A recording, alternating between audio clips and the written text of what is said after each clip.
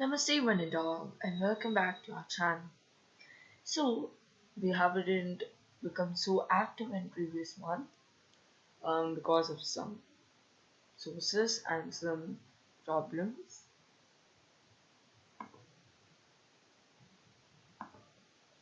So today we're gonna start. So today we're gonna start with a new chapter and a new generation like story now. So we're gonna start a story like thing. 1 minute. Story Lighting in Oxford Revised New Pathways, an interactive course in English, which is your literature reader, but here it's course book, which is written by Gayatri Khanna with Oxford Real, and interactive sources for teacher and students. Now let's begin the story. Hmm. The story name is All About a Dog. You can see a small dog is here. Hope you can see it. So there's a small dog over here. It was a bitterly cold night, and even at the far end of the bus, the east wind that reeled along the street cut like a knife. The bus stopped, and two men and a man got in together and filled the vacant places. The young woman was dressed in sealskin and carried one of those little Pekingese dogs that women in sealskin like to carry in their laps. The conductor came and took the fares. Then his rested eyes with cold malice on the beady-eyed toy dog, I saw trouble brewing.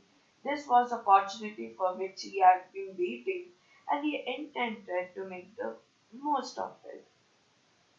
I had marked him as a type of what Mr. Wells had called resentful employee, the man with the general bad grievance against everything and particular grievance against passenger who came and sat in his bus while he shivered at the door.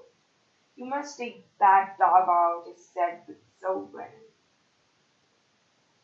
Now, till here, there's so many hard words, right? So I'm gonna tell you those hard words. Sealskins mean the skin and fur of seals used by people to make waterproof jackets and boots and and dress expensively. Pekingese means a breed of small, pug-nosed, short-legged, and long-haired dog. Wells, here, the author of All About a Dog, the English writer H.G. Wells, 1866 to 1946, who lived, remember, for his science fiction. Venom, which means poison, but here, which means hatred. I shall certainly do nothing of the kind. You can take my name and address, said the woman, who had evidently expected the challenge and knew the reply. You must take that dog out, that's my orders. I won't go on the top in such weather, it will kill me and the woman. Said the woman. Certainly not, said her lady companion. You've got a cough as it is. It's nonsense, said her mean companion. The conductor pulled the bell and bus stopped. This bus doesn't go until the dog is brought out. And he stepped on the pavement and waited. It was his moment of triumph. He had the law on his side and a whole bus full of angry people under the harrow. His embittered soul was having a real holiday. The storm inside rose high. Shameful, he's no better than a German. Why isn't he in the army? Call the police. Let's all deport him. Let's make him give us our fares back. For everybody was on the side of Lady and Dot, the little animal sat blinking at the dim lights in the happy and conscience of the rumpus of which he was the cause. The conductor came to the door. What's your number? Said on, taking out a pocketbook with a chest of terrible things. There's my number, said the conductor imperturbably. Give us our fare back. You have English to carry us. You can't leave us here all night. Here, some hard words are harrow. Harrow means a farming machine with metal teeth on a broom using to break up the soil after plowing. But it's not the meaning over here in the story. So here means here in the story, harrow means greatly distressed. And next is imperturbably, which means calm, calm. So please listen to this recording because I would like to see something. So if you have any rare word or seldom word, you can just comment me, okay? Or you can just mail to tanin.biju@gmail.com. I'll get you the meaning, and you can always refer to Merriam-Webster or Oxford Dictionary.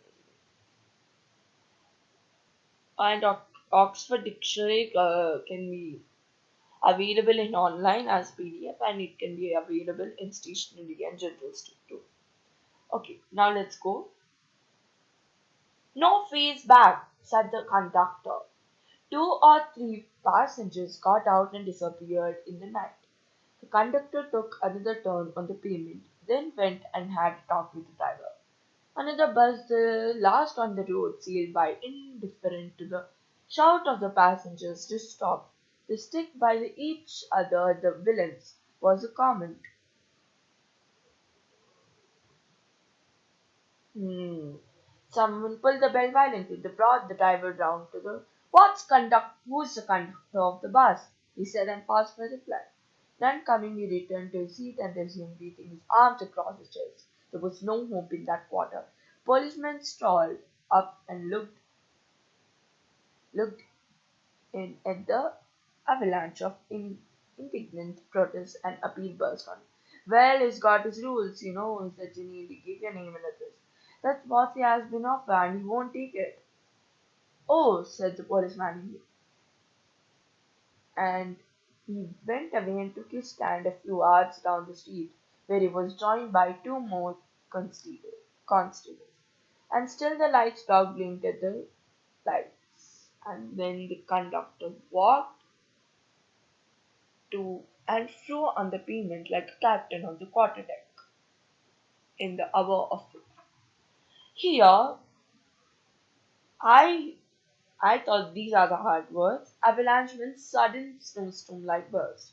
Indignant means angry, and quarterdeck means the upper deck of the ship near the stern, frequented by only higher-ranking officers on board.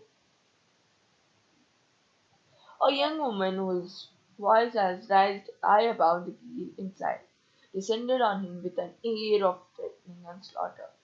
He was immovable, as cold as the night and hard as the pavement. She passed on in a fury of statuary up the street watching the drama. Then she came back imperiously backed on to a young man who had sat a silent witness of her rage. Vanished, other followed, the bus was empty. Even the dashing young fellow who had demanded the number and who had declared he would see this thing though, if he sat there all night, had taken opportunity to slip away. Meanwhile, the Pekingese party were passing through every stage of resistance to abject surrender. I'll go on the top, said the sealskin at last. You mustn't, I will. We'll have phenomena. Let me take it. So this is from the man. Certainly not. She would die with a dog. When she had disappeared at the stage, the conductor came back, pulled the bell, and the bus went on. He stood solely triumphant, while his conduct was savagely discussed in his face by the remnants of the party. So here, importance means the inability to change things or influence a situation. Imperiously means authoritatively. Then the engine stopped work and the conductor went to help of the driver. It was a long job and pleasant. And presently the lady with the dog strolled down the stairs and re-entered the bus. When the engine was put right, the conductor came back.